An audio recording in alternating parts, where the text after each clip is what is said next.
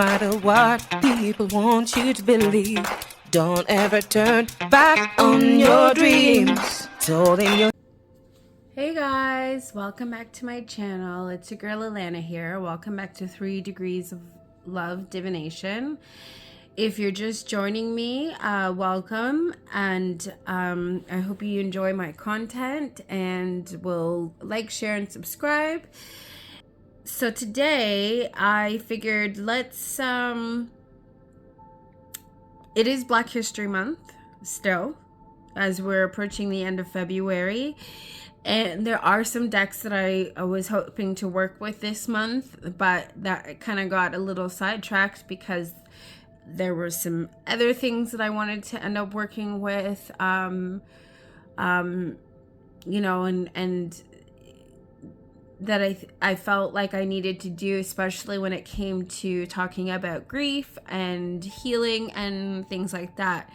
Of course, this is still the month of love as well, so I'm really excited because the decks that I really wanted to work with are some that I have used already, and then a few that there were some that I was supposed to put away too, and then some that I haven't used yet. So one of them being, to start off, which is the Elemental Alchemist, and this is by Nyasha Williams, and I believe this was a sister duo. I know this has been reviewed on my friend Priscilla's channel. The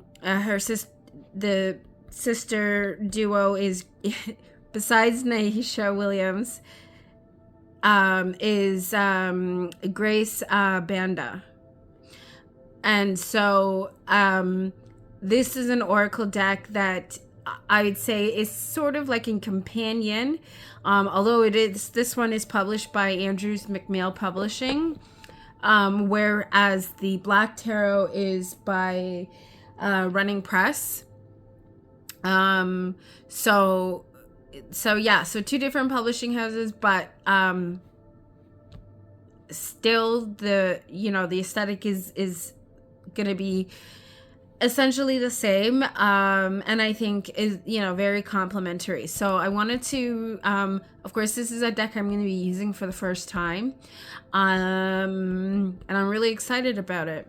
And of course, which you would have seen in a video I did last year for Black History Month, which is the Black Tarot, of course by Nyasha Williams as well, but it's illustrated by CAMH Naidu. I apologize if I'm not pronouncing that correctly, but Ancestral Awakening deck and guidebook. So I think that's really cool that I'm getting to pair those together. And of course, paired with that is and this is a deck that I have had on my wish list for a while, and I'm really excited because I finally have it. And actually, the creator, Dr. Ebony Butler, who is a psychologist and practicing therapist, and she came up with my therapy cards. But what is actually new is because she has my therapy cards, and one of them is for masculine, another one is for the feminine, and this one, and she also has a teen one as well, so like a whole family. But this one is new and just released last year, I think late last year, and it's for relationships. So it's my therapy cards for relationships, and of course I'll have all the links down below. This deck is similar to the has the same sort of idea as the emotional kaleidoscope. So I really like that. But of course, a much smaller deck, more of playing card size. And you'll see that. And of course, so as you would have seen in a video that I did previously, I talked about the Resilience Alchemy, and I used this one already, the original Resilience Alchemy deck by Maud White, and I've used that last year, and I really enjoyed it. And late last year, which is also again on Priscilla's channel, as she's an ambassador for RP Studios, running press. She reviewed the Pleasure Alchemy, and of course both of these decks are because of her. Thanks, Priscilla. And so when I saw that the Pleasure Alchemy was coming out, and it so happened that it was coming out on my grandmother's birthday, which is December 5th. It also happens to be a day after Priscilla's birthday. And when Running Press, they were having their Yule, their Yule celebration, and, live stream, and, with a few different artists, including Maud White, and there was several different giveaways.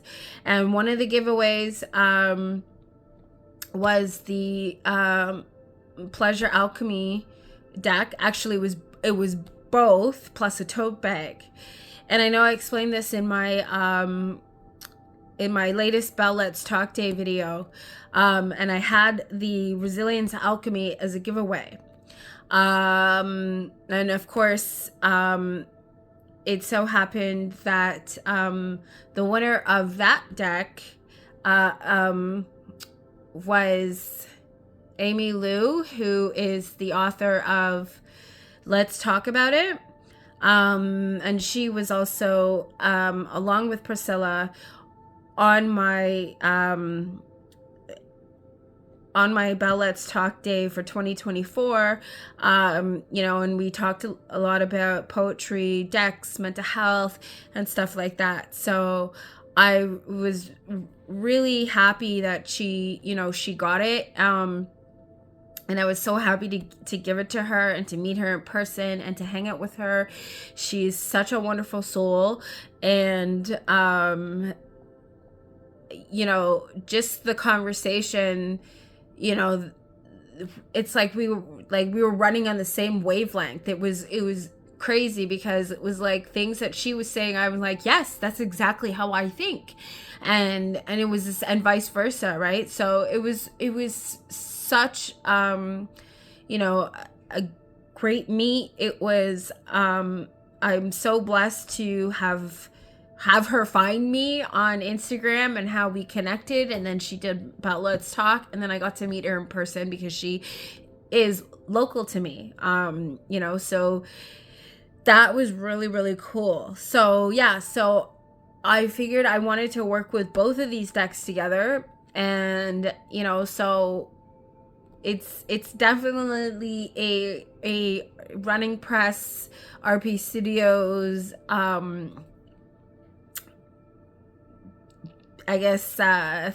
running theme of decks that I'm going to be working with. So yeah, now there's some other decks that I still have running, like the I'm Here Oracle by Murphy Pines, and the Lillifer Tarots. I have yet to put those ones away. I'm enjoying working with it, and so rather than putting them aside, I figured, what, I'm just going to include them with all the decks the other decks that I wanted to work with for Black History Month. So that's what I'm gonna do. And so I figured let's get right into it. Rather than showing you all the cards, you know, I wanted you to see actively how they read, and how I read with, you know, using them, and how I use my multi cards. So so we're get right into it. So I'm gonna shuffle the alchemist, the elemental alchemist oracle first, and yeah, so let's go. I love how that shuffles. That is beautiful. And yes, they are big cards, but funny enough, yes, I have small hands, but my hands, I don't know, I guess because of they're mighty, and they may be small, but they are mighty, and somehow I just managed to be able to stretch enough to be able to get my hands around.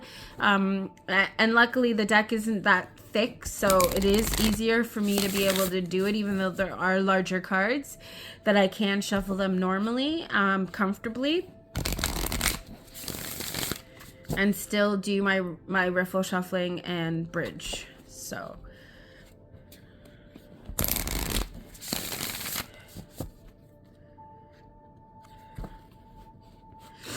of course in editing I am going to speed this up so you don't have to see me shuffling all this whole time.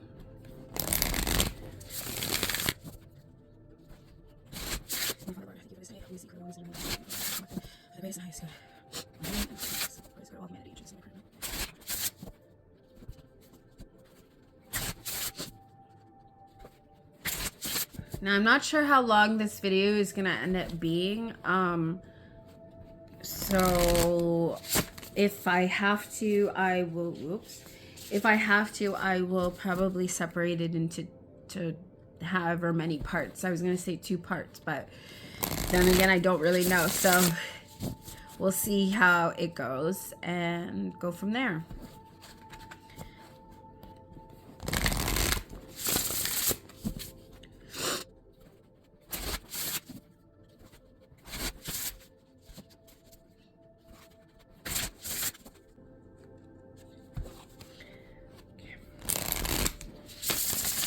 I'm shuffling this deck a little bit more just because this is a new deck that I haven't used yet, and so it was actually in order, so I like to shuffle it a lot longer than I would normally, and just to make sure that the cards are all, you know, mixed up and everything. But the thing is, I love shuffling, so sometimes, and it's I find it very therapeutic, you know, sort of, you know, and kind of help, you know, I meditate into it, so I tend to forget that I'm shuffling, and I might continue on a lot longer than I mean to, because of that, because it's like I'm deep into whatever, you know, meditation state that I'm in as I'm shuffling. So yes, I do flip back and forth because just to make sure that the cards stay straight. It's not always easy to do that, you know, a lot of, depending on the card stock and stuff, the cards can bow, and so just to counteract that, I sort of mix up the directions and the way I'm shuffling. So anyways, all right. Okay, let's see what hazards are today.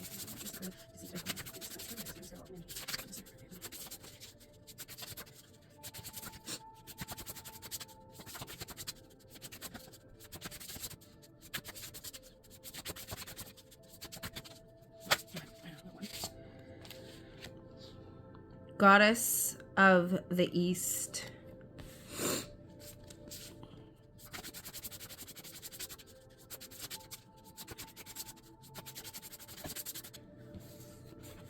Okay, and then we have peace, wisdom.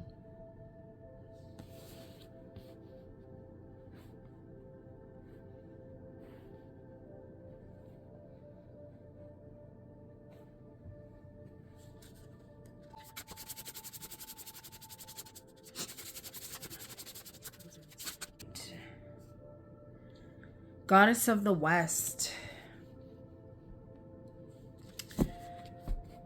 Okay. The Divine is the card that's underneath here. So, of course, what I happen to notice as, of course, I'm going to read the guidebook because I always do. I love me a good guidebook.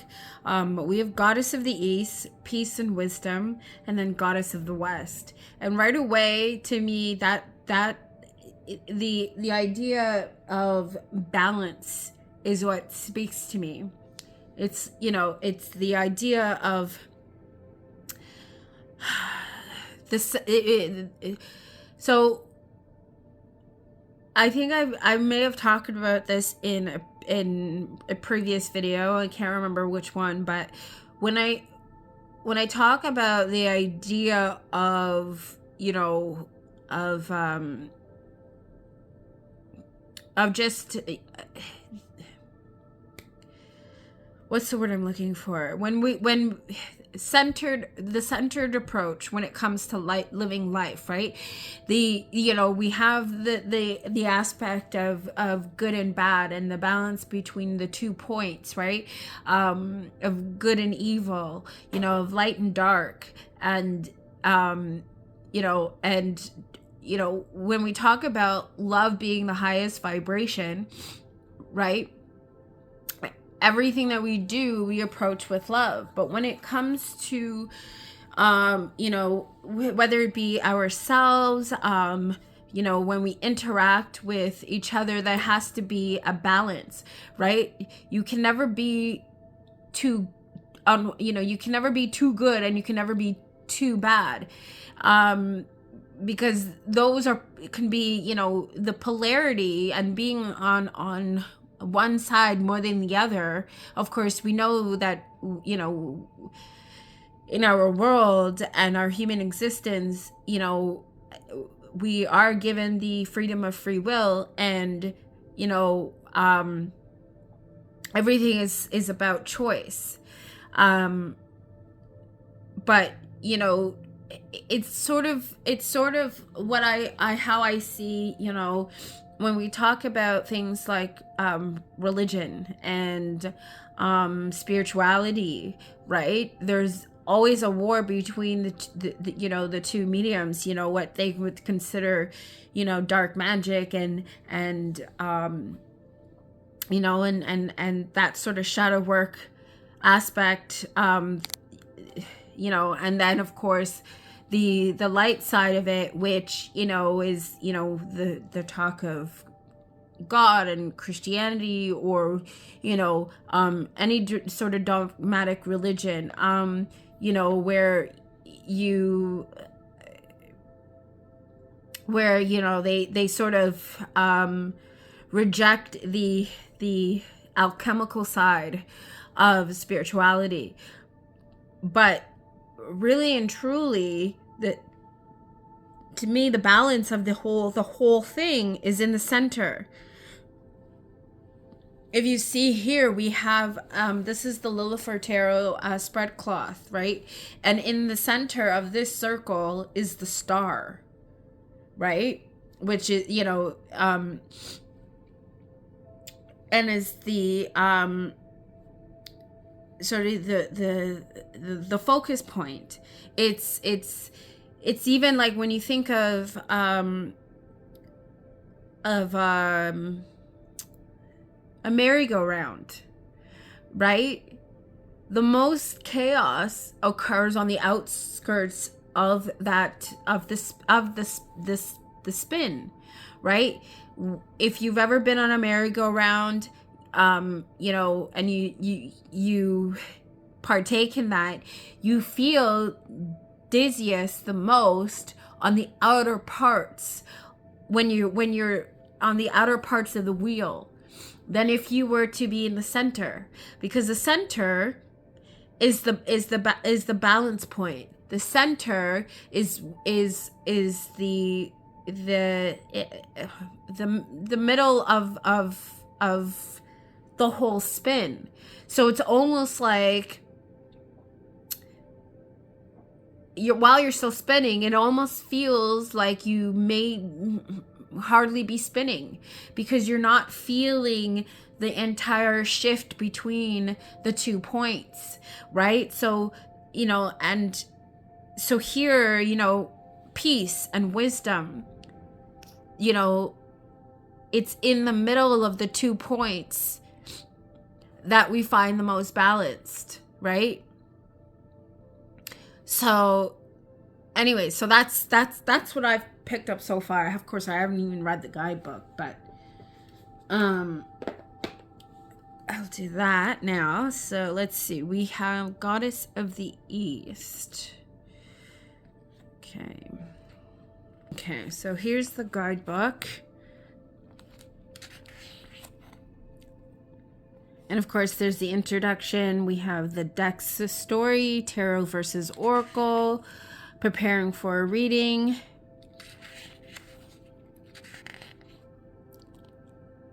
Some spreads.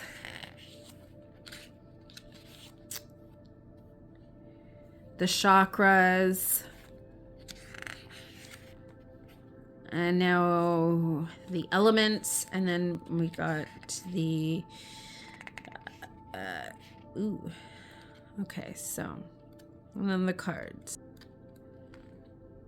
There we go. So, Goddess of the East. It is only when we walk in our truth that we herald a new beginning. Like how the sun rises at the beginning of each day, something new will arrive, and you should welcome it courageously, without fear, anxiety, or doubt. Air carries the intellect needed to survive whatever is thrown your way. Air holds the space for seeking prosperity and welcoming knowledge to build new, innovative ideas. Oya is the Orsha of the winds and storms. She comes with chaotic and destructive change, but it is necessary for new growth. Understand that what she destroys, you no longer need. If you had to list the things you love, how long would it take for you to list yourself? Who are you when you are bare? What have you outgrown that you are continuing to wear? Take action. Let go of any and all that is preventing you from shedding your skin. Try something new. I love that. Absolutely. And for those of you who, maybe into numerology and stuff, this message happens to be on the 23rd page. And if we know, when you add up those numbers, it equals 5. And 5 tends to be a number of change, right? So that is pretty cool. Change, sort of mix up,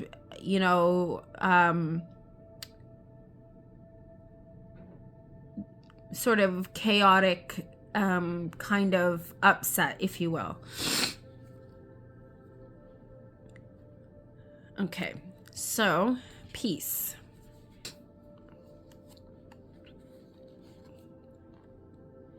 Happiness starts with being conscious of what you are placing your focus on.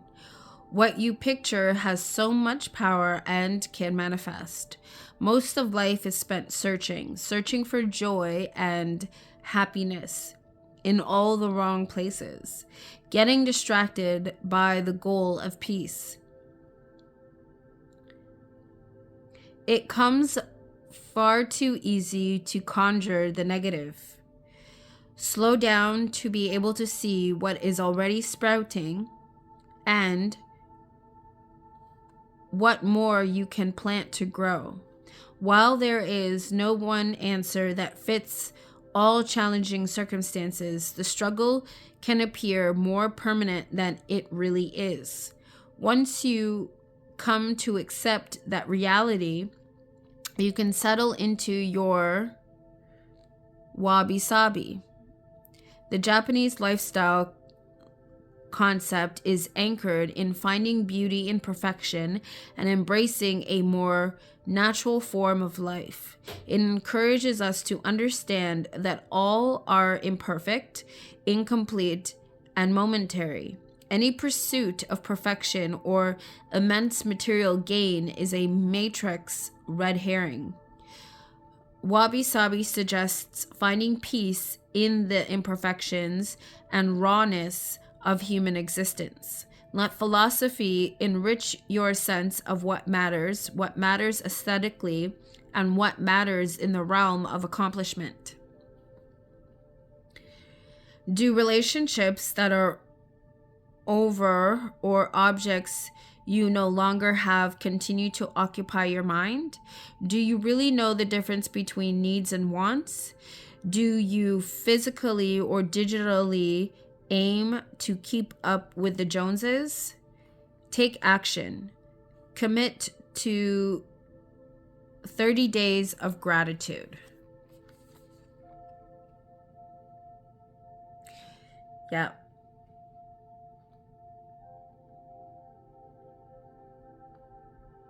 And so to me, when I was talking about the center point, being the sort of the balance between, the both polarities, right? We talk, as I had mentioned before, the idea of there's nothing perfect, right? We are, as humans, we may strive for perfection, but that's not always the case. We don't always reach that because, we have the freedom of choice, right? But finding the beauty, finding, the stillness of both polarities, the good and the bad, taking the good with the bad and the bad with the good, we're able to find that sort of that stillness, that peace, rather than expecting everything to be a certain way. Okay, wisdom.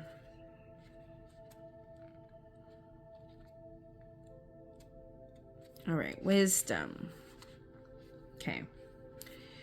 Wisdom, particularly self-wisdom, is not just about knowing what's best for you, but putting that knowledge into practice in your life. When you do that, the beginning of all astuteness follows. Be aware that wisdom and knowledge are not the same. Anyone is capable of acquiring data, but it is knowing what and how to apply it that matters most. If you want what's best for your soul, it starts with making the decision to have it, and not choosing is the opposite of wisdom. While knowing yourself is an important factor of perceptiveness, insight is also about strong intuition and self-reflection. Being brave, becoming sage, is its own journey, and in stillness, the veil is lifted to many truths that may be hard to learn, but they equipped you for spiritual evolution. Being blind to this opportunity is unwise and ignorant. Open your mind and welcome solitude for the better. What is the last thing you read? How easily do you set protective boundaries? Can you think of a lesson you learned from observing rather than experiencing? Take action. Learn from your mistakes. Being wise isn't about knowledge, it's about application. Choose wisdom daily. No one in the world knows everything, and that is why every day is an opportunity to choose wisdom. Goddess of the West. Water is life, as it is essential to all. The liquid carries with it imprints of our ancestral DNA. It is the sacred blood of our first mother. The West brings forth the energy of divine knowledge, movement, and the psyche. This is the wisdom held by our ancestors, elders, midwives, and doulas. They understand the significance of this thread that connects us to the cycles of time, our environment, and the spiritual realm. Without water, there is no life. While water is nurturing and gentle, do not mistake its traits for weakness.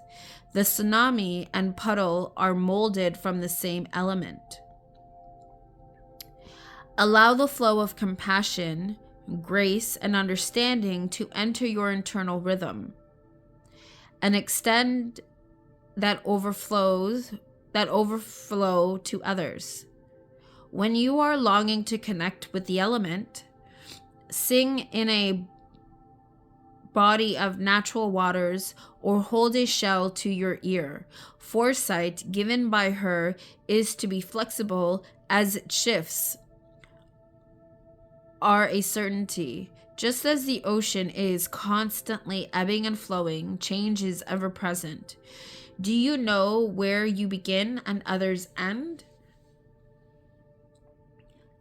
How are you making sure your cup is routinely being filled?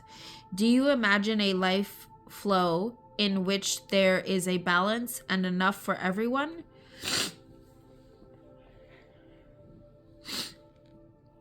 Take action.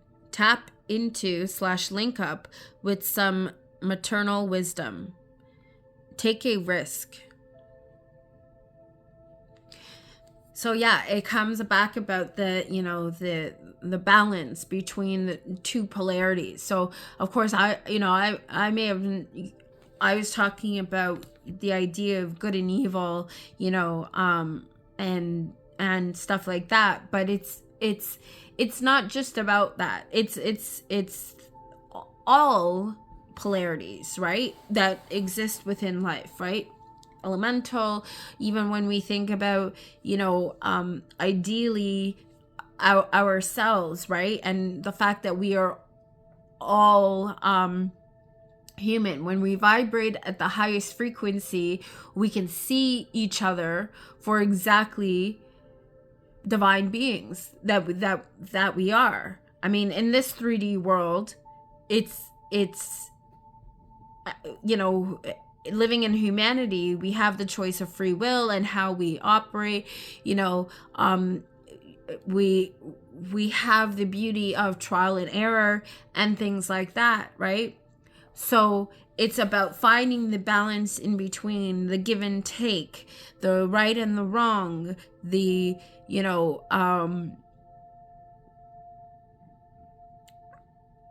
in everything we do, and knowing that it's our heritage and what we've endured is what makes up our being, ourselves, right?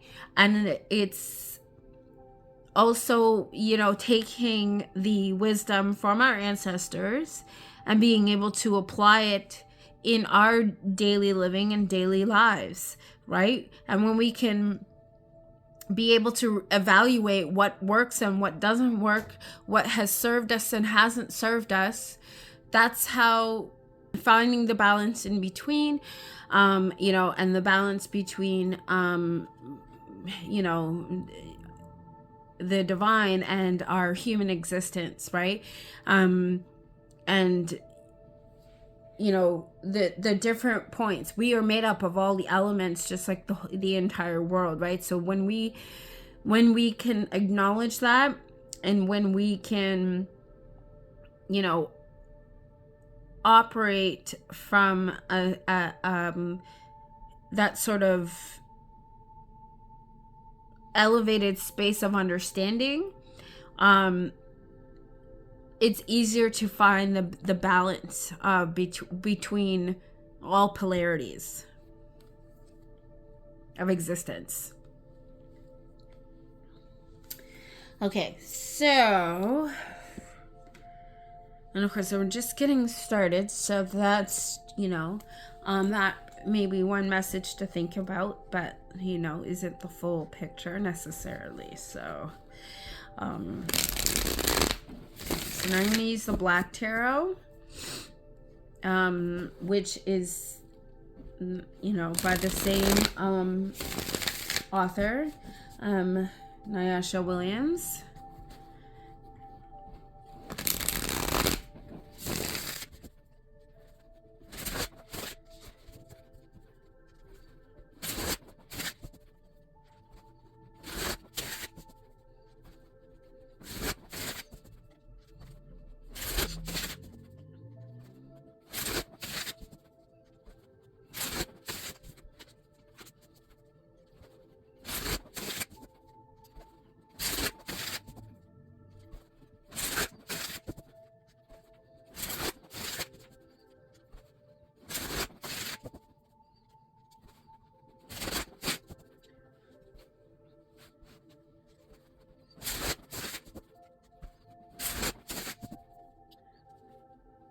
Actually, I think the elemental alchemist oracle is a little bit of a slightly glossy cardstock, not like maybe more like a semi-gloss, and of course they are bigger than the Black Tarot,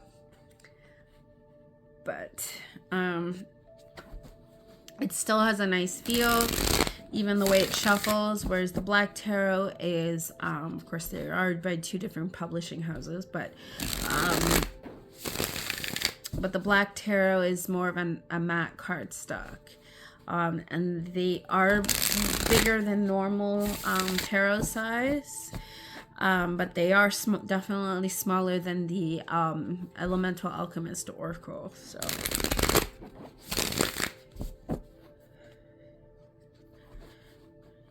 So even though, for those that have small hands, it can be a lot to, to shuffle. But of course, again, with my small and mighty hands, I'm able to stretch and still shuffle it comfortably. And of course, this deck has, a lot more cards to it too. So it helps that it is not the same size as the Oracle deck.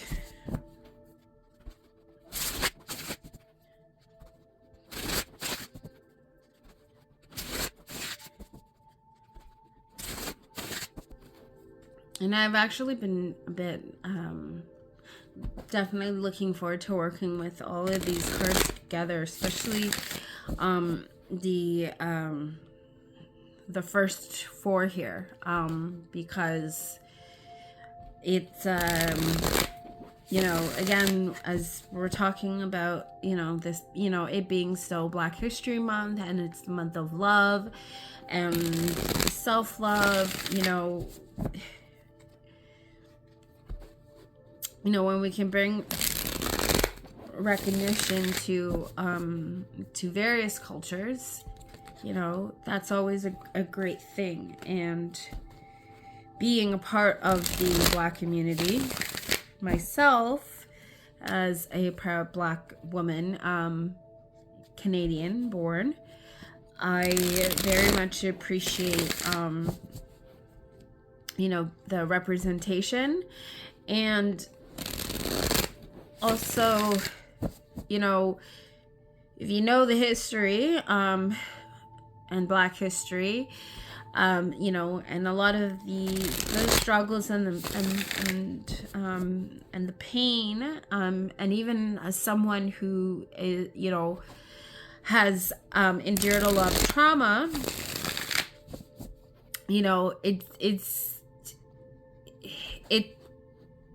it helps personalize it, if you will. Right? And that's why also too, I'm really excited to be able to pair this with the Resilience Alchemy Oracle and the Pleasure Alchemy Oracle. You know, because again, as we talk about healing, you know, and stuff like that, I think these, working with this deck together is a very, you know, powerful healing opportunity. So, you know, for journaling and all of that. So of course, you know, everything I state is of course my own interpretation, my own thoughts, and my own feelings. You know, but you are welcome to take whatever messages resonate with you, and journal about it. And that's why too, the beauty of me reading the guidebook too, because you get all the thoughts and interpretations too from the creators themselves. So I really like that. Okay.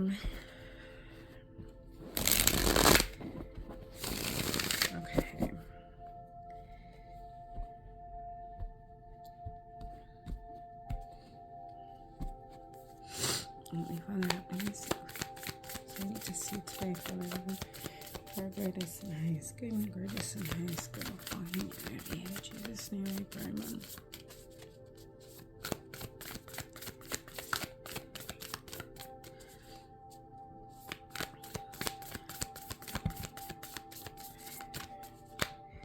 Mother of Baskets. Okay.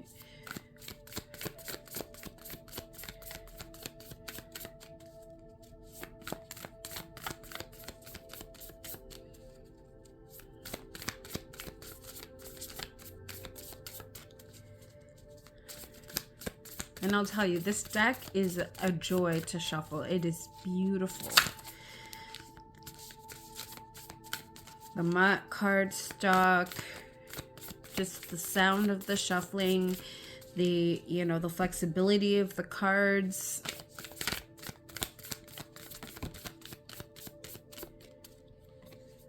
Right. Daughter of Coins.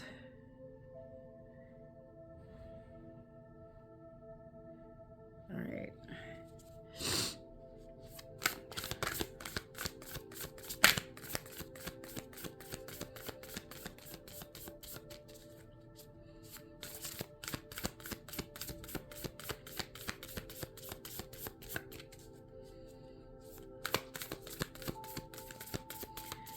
So right when I look at this, the first card being the Mother of Baskets, which is on top of the Goddess of the East.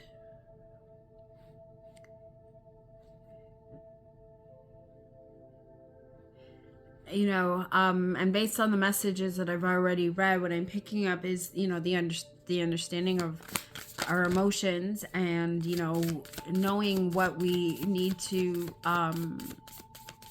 what are the feelings and thought processes that no longer serve us. You know, that the thought processes that invoke our, you know, our emotions, or that, you know, based on things that have occurred in our past, and knowing, you know, what we need to let go of. And you know, and then what we still need to keep to move forward.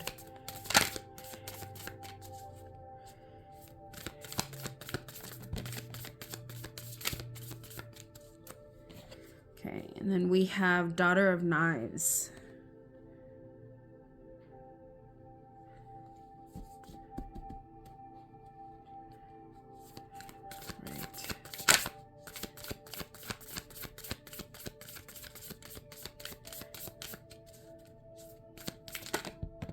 All right, and 10 of Baskets.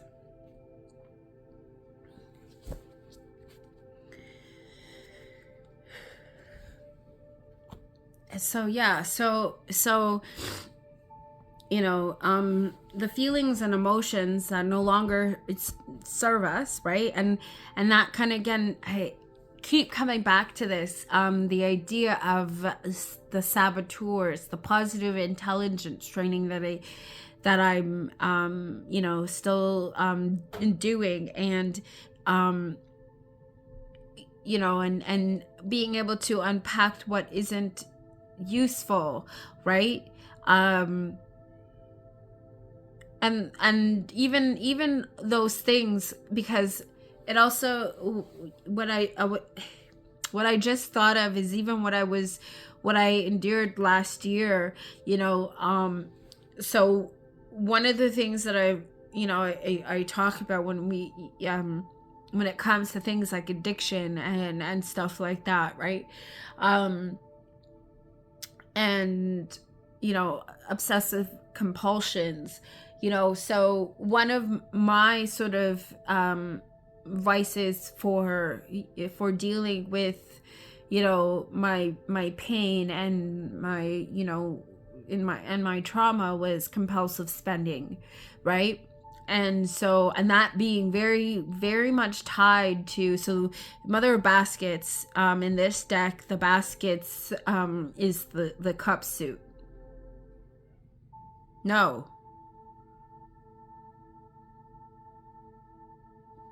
Hold on.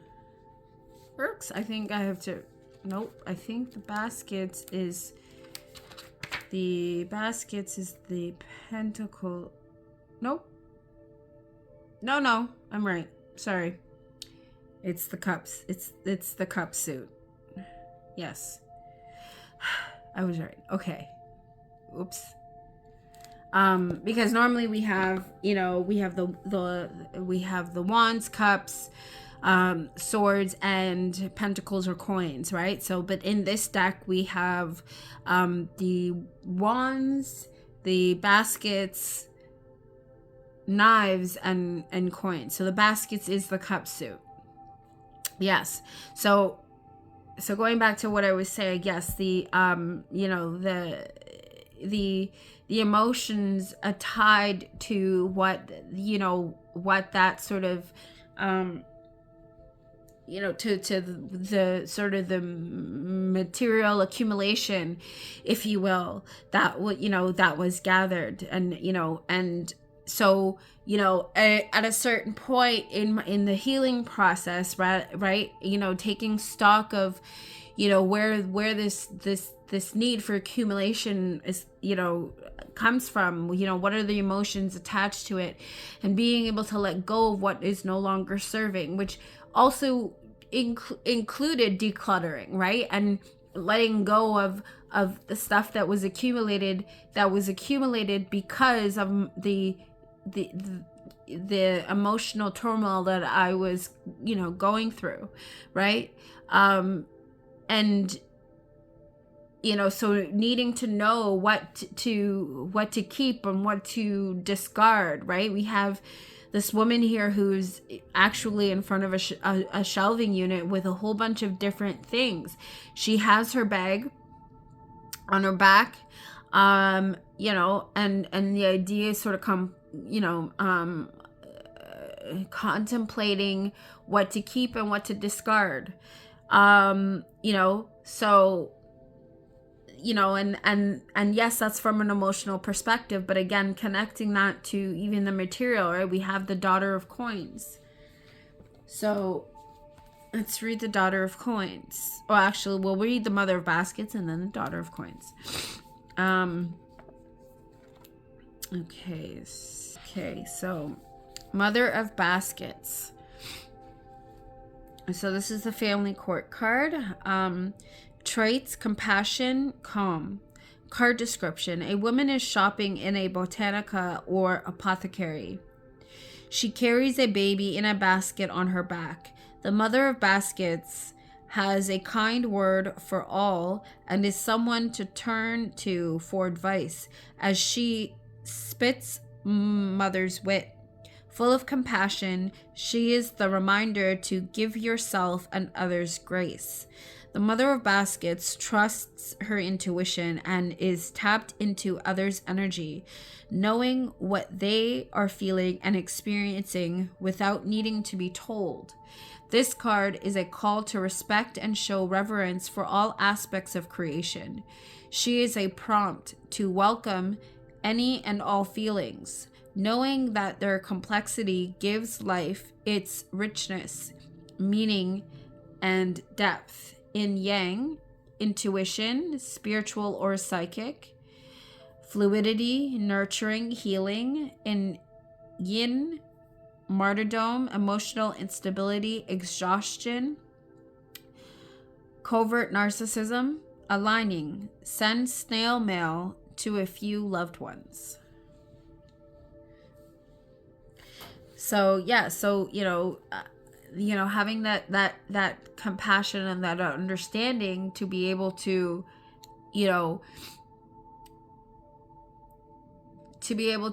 navigate those emotional roughness, and that not even just, so I'm more so was talking about self, right? But also understanding for self, but also for others. Because just as we have trauma, so does other people, right? So and all of that sort of dictates how we operate, right? So Daughter of Coins. Okay, let's read that.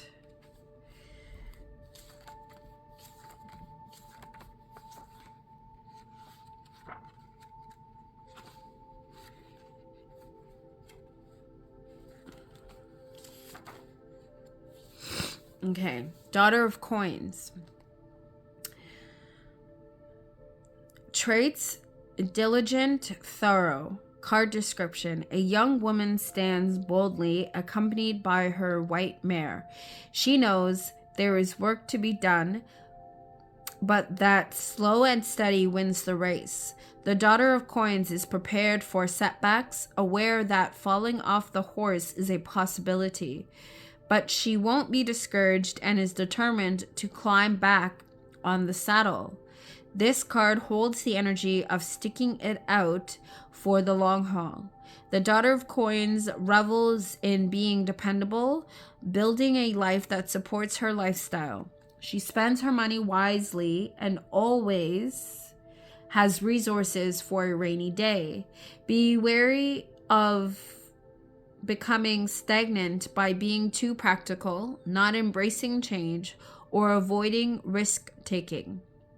The energy of the card can lean toward the extremes of being thriftless or hoarding, depending on how your energy flows.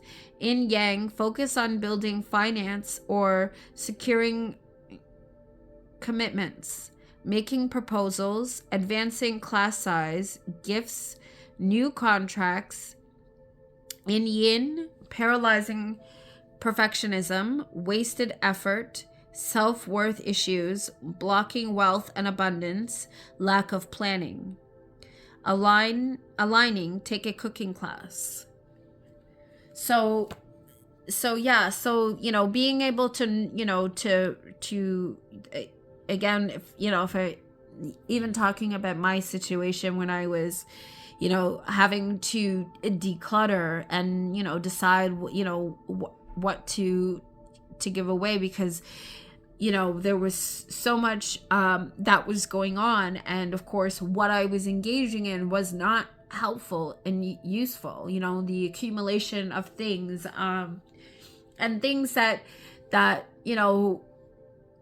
weren't always necessary for me, but having to then decide what needed to go, what in order to make space for new things, right? Having that ability to be able to let go, and despite the emotional attachment, and making those conscious and wise choices, tapping into my sage energy as opposed to being consumed by my saboteurs. Daughter of Knives. Okay.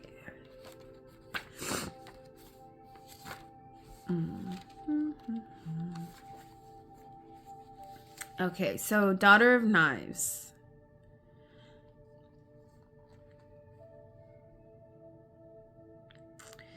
Traits: passionate, opinionated. Card description: a woman marches forward holding a knife fiercely in one hand. She is a woman on a mission and she will not be stopped. The Daughter of Knives moves headfirst towards her dreams and soul mission. You must focus to effectively channel this energy. The card warns of allowing your determination in the climb toward advancement to cause you to operate blindly with the potential of harming others and communities. Make sure that while you boldly propel forward, your choices, your decisions, and the paths you take are in alignment with your true and highest self. In Yang, advocate, confrontation, reconciliation, inner work.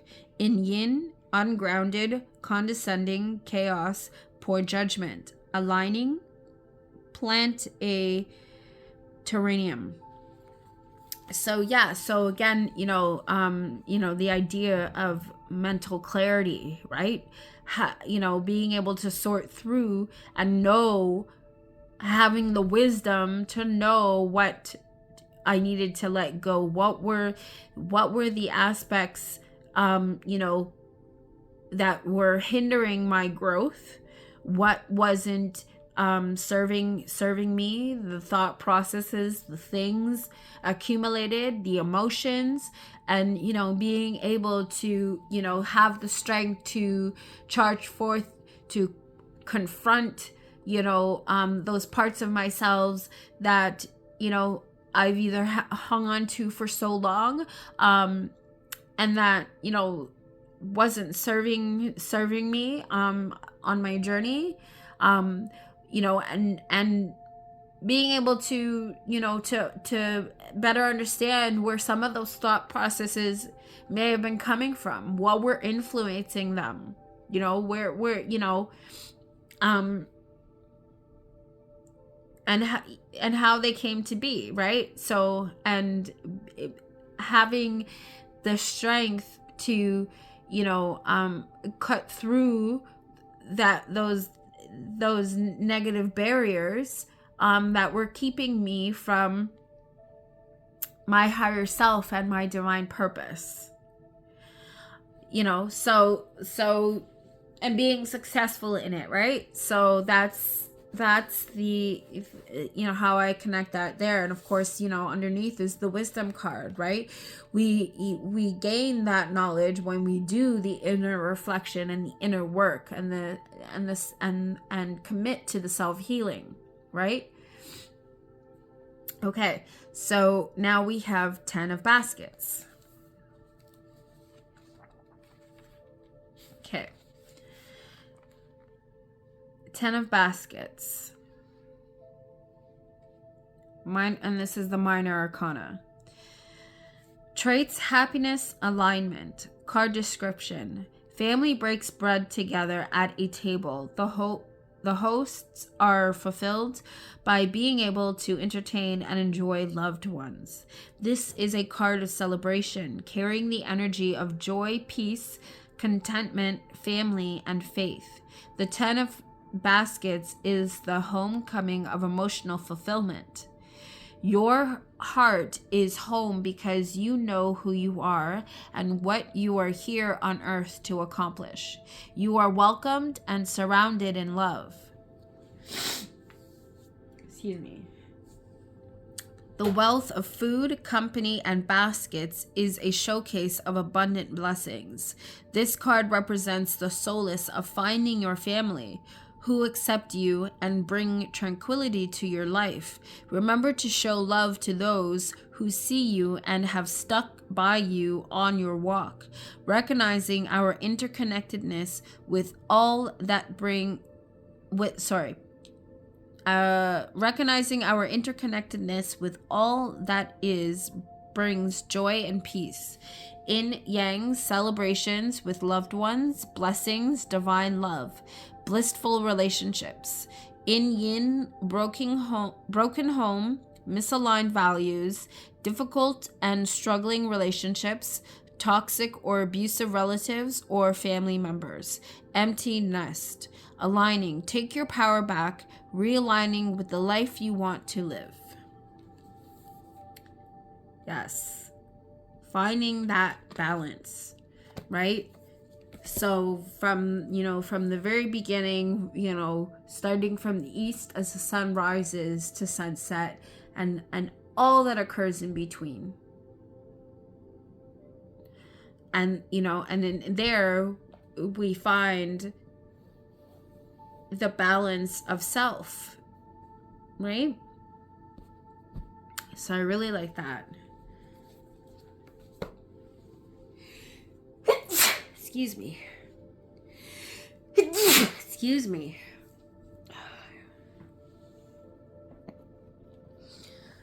Okay, so let's read from the Resilience Alchemy Oracle. And I'm definitely gonna have to do a part 2. So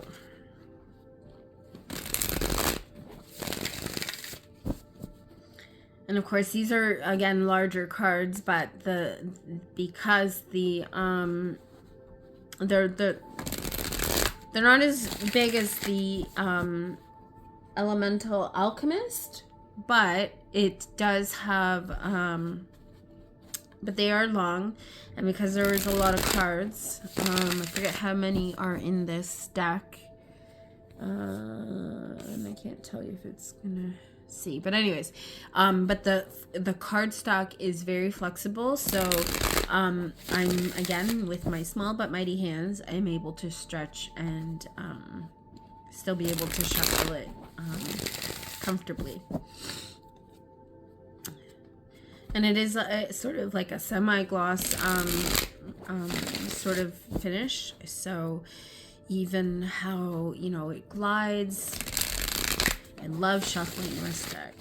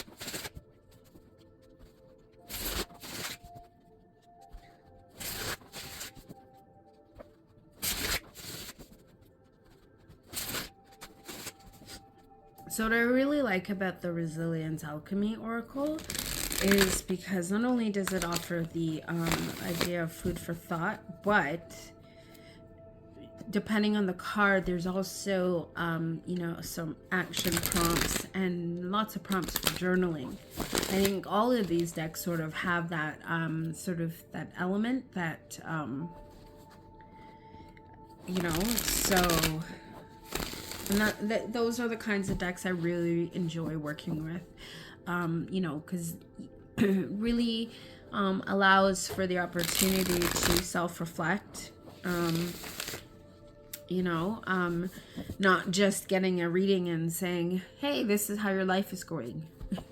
It's about, a little bit more taking that time to really think about the messages that are given and received, and and then also being able to like I said, do the introspection and journal and see where these messages can apply, and then the fact that they even have exercises or even specific task geared to depending on what you need to work on. So I really like that.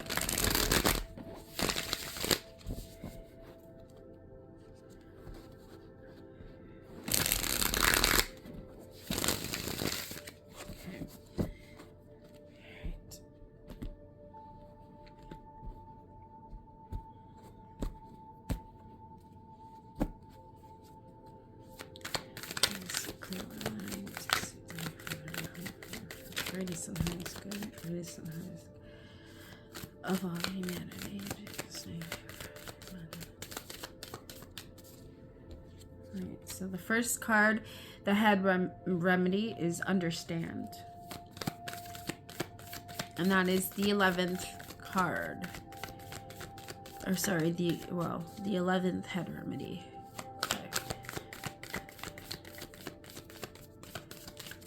And of course, we'll dive in further into the, okay, so we have companion.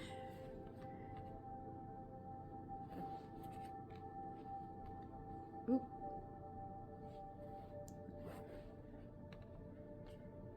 So right away, for me, that speaks right there about the idea of compassion, the compassion for self and for others, right? Sweep and the shadow holder. So these are the sister cards. So we have the 18th sister, the 14th sister, and the 17th sister. And of course, this will I'm going to read it in further so we understand exactly what the messages are. And okay, so we'll start with 11th head remedy, understand. Okay, so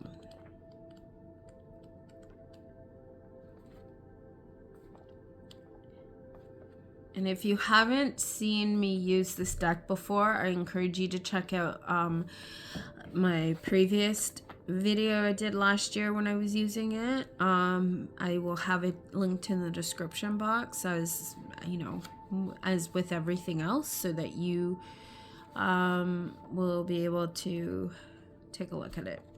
Okay, hold on.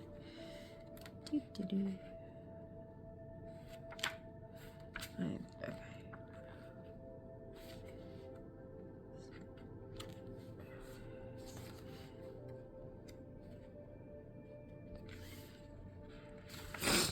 Okay. So the 11th head remedy, understand. Understand, verb, to grasp the meaning of something. Message. There is something important that needs to be understood. Can you reach forward in eager understanding? You have gained so much insight and experience already. You are invited to settle in, get comfortable, and trust yourself. There is so much you are capable of understanding. Where can you start? What needs to be comprehended and transformed into wisdom?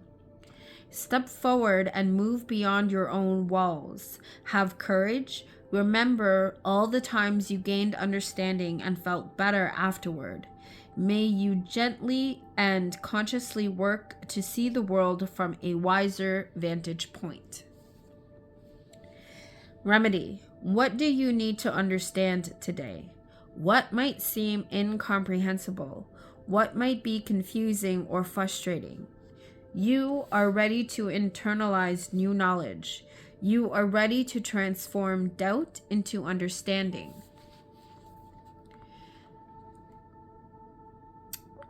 The understand card spread. 1. What might I need to understand today? 2. What can be a first step toward understanding? 3. What can help me to understand what might be difficult to face? 4. Where might I have lost some important understanding? 5. How can I be patient with myself when I cannot understand something? 6. How can I stop any past understanding or misunderstanding from influencing present reality? 7. How can I trust that my understanding of blank is deep and firm?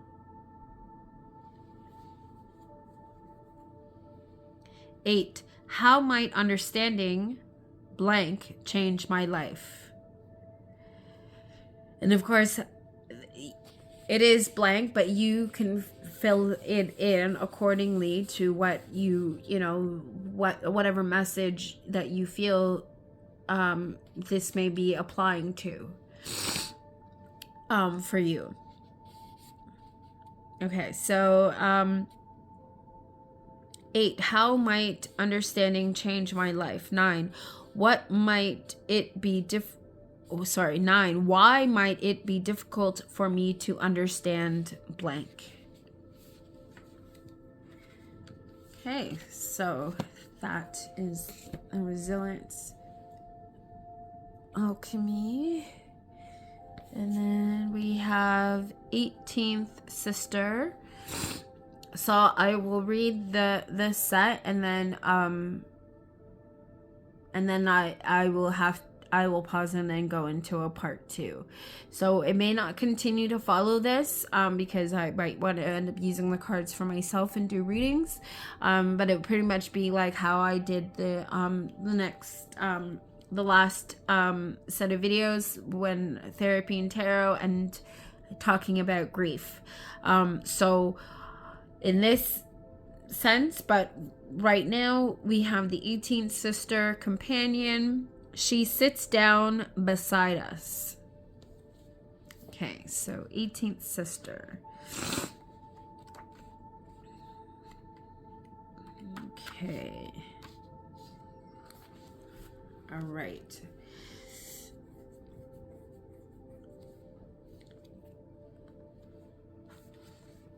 The 18th sister, the companion. She sits down beside us. Message. The companion sits down quietly beside you to give you her support. She does not speak. She comes to remind you that you are not alone. The companion knows that there is nothing she can say to clarify your mind or soothe your worries. Events must unfold at their own speed. Right now, your most important job is to be present, to breathe, and to take care of yourself and others as best you can. Even a difficult process, a constant sorrow, or a recurring fear must be lived through and must be given comfort and attention.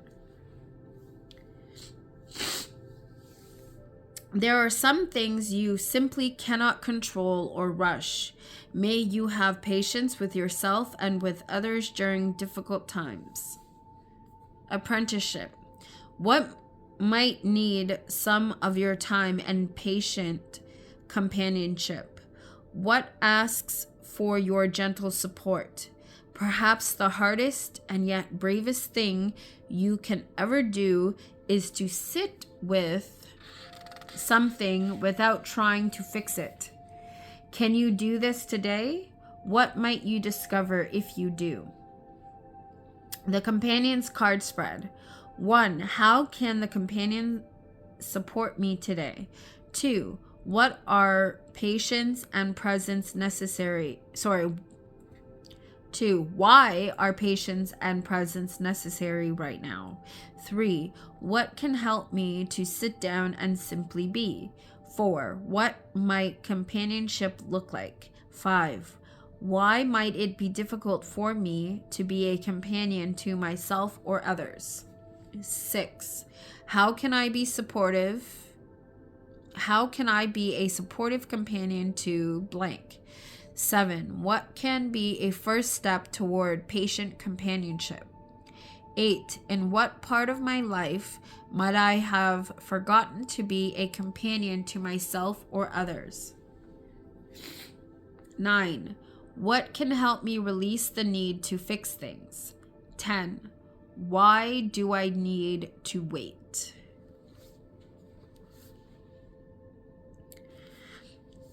All right, so 14th sister, sweeper. She sweeps the dust from our house.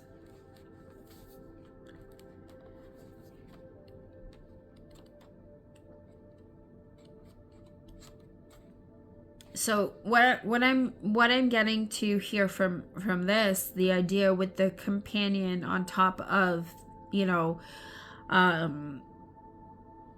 other cards, is that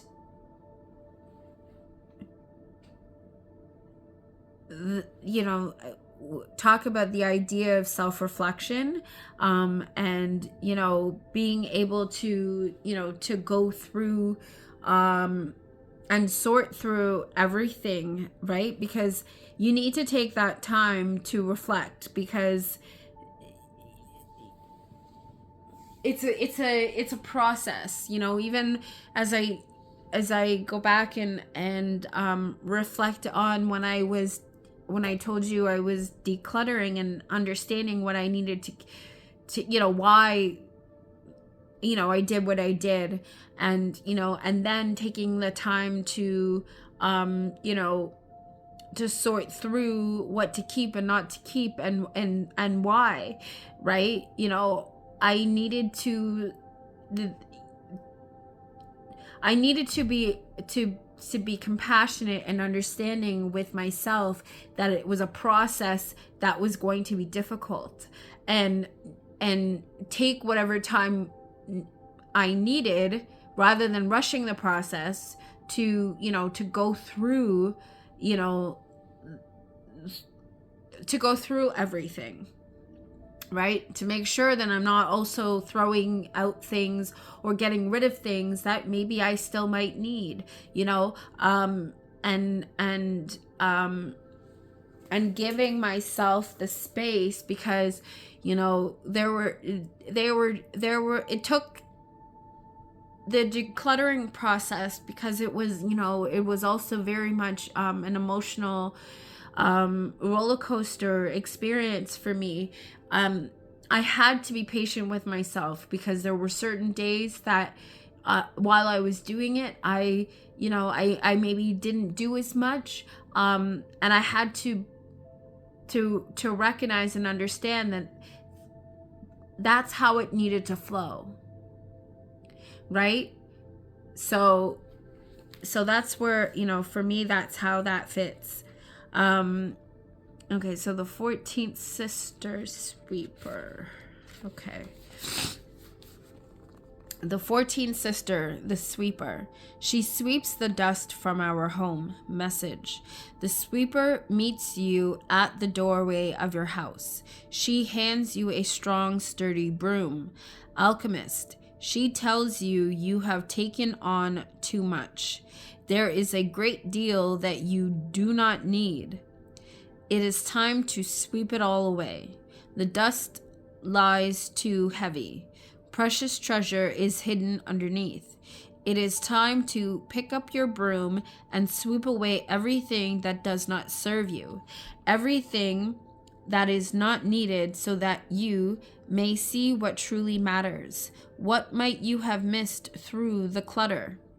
What springs suddenly into focus? May you find new inspiration beneath the dust. May you uncover the joy you have forgotten. Start afresh. Apprenticeship. What must be swept away? Are there old, outdated ways of thinking or being that must be let go? Unhelpful, exhausting, or unkind thoughts that must be pushed from your head? Unloving or fearful emotions in your heart that you must erase? It is time to sweep these away. You will feel so much lighter once you pick up your broom and begin. The sweeper's card spread. 1. Why is it important that I sweep the dust away? 2. What can I see more clearly now? 3. How can I trust that what is swept away is no longer needed? 4. What can support me while I sweep away what might be painful? 5. What should not be swept away today? 6. What can be my first step as I sweep? 7. What old, forgotten passion will this sweeping uncover? 8. How can I safely and gracefully say goodbye to what I swept away? 9. How might I safely sweep blank away. So if you remember, this is us also on top of the wisdom. And if you remember what I read for the, the wisdom card, and, again, honoring family history, and taking the wisdom from our elders as well. This reminds me of, again, when I, going back to my decluttering. And if you remember last year when I was talking about my grandmother and the songs of the grandmothers, and around the same time when that deck came out, if you haven't seen that video, I encourage you to check it out, because it really was it was through the decluttering that the confirmation that my grandmothers were with me, and looking out for me and watching out for me. I had, through the decluttering, had remembered and found a book that I made for my mom's mom that I had long forgotten about. That was even that, I mean, I knew that I did it. The memory was there, of course, but it was, the out of sight, out of mind sort of thing, and the fact that the book was there, hidden among things as I, started to uncover and declutter, that was definitely a big sign for me, and that I was being watched over, and I can feel the comfort. It was around the same time that I acquired, and it was recommended by my therapist, the book, My Grandmother's Hands, and that was around the same time too, with the deck, just getting the deck in, the songs of the grandmothers, and then having that giveaway, and how, wonderfully that deck by Kara Simmons was made, and even, fast forwarding to present, it was through, doing that work that brings me here today with that level of understanding and gratitude and feeling of accomplishment, that I am where I'm supposed to be, and so, doing the work that I'm doing. So I'm so happy for that, and even that message there, sort of reminds me and confirms for me all that. So yeah. Okay. And then we have the 17th sister, shadow holder. She opens a box full of shadows. So this is shadow work here. So at least that's what screams at me when I read that. Okay. The 17th sister, the shadow holder. She opens a box full of shadows. Message. The shadow holder comes to you when you are disheartened and in doubt. She carries a small closed box cradled in her arms. As you watch, she slides a steady, gentle hand beneath the latch and raises the lid. She asks you, how can you carry shadows within when you are made of light? When you exist because of light? How can anything within you ever truly belong in the dark? All that is within you wishes to find the light. There is a box of shadows that is cluttered and full inside you. It is heavy with weight and has been filled by your fear, your shame, your disappointment.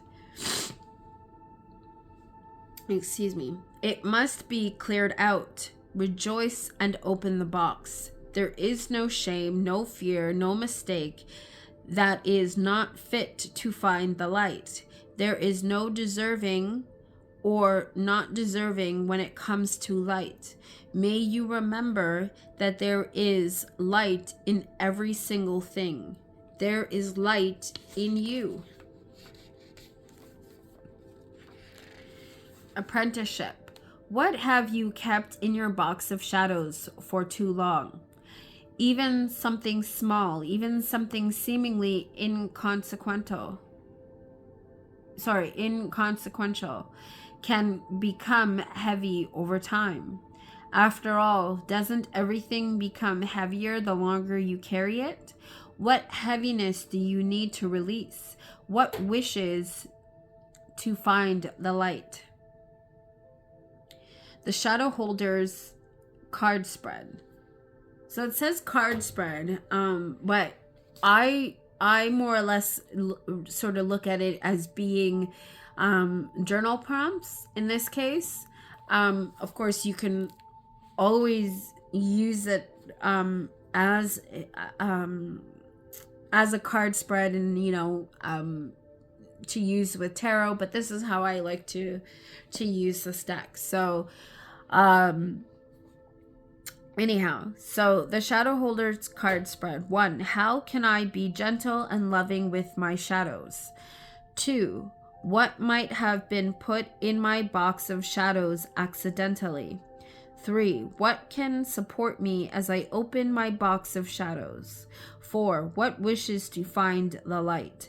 5. What hidden treasure might I discover if I open my box of shadows? 6. Why is shadow necessary? 7. What can be a first step in opening my box? 8. How can I take blank out of my box of shadows? 9. What can be a tool or ally for opening my box of shadows? So again, speaking of shadow work, and bringing forth, what darkness lies within, to the light for healing. And it's through that healing we find the balance, we find the abundance, that we are all longing and searching for. So I'm gonna leave that there, and then take what resonates for you. Let me know what you think. What were you able to take from all that I shared with you, that I read from the guidebooks, and how have you been able to apply it, to your own situation,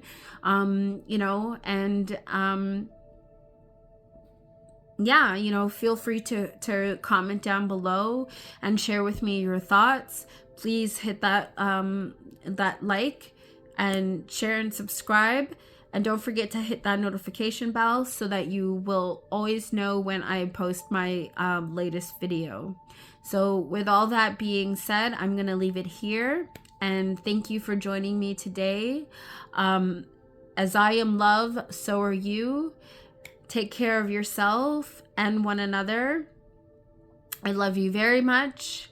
And until I see you again, always live, listen, and learn.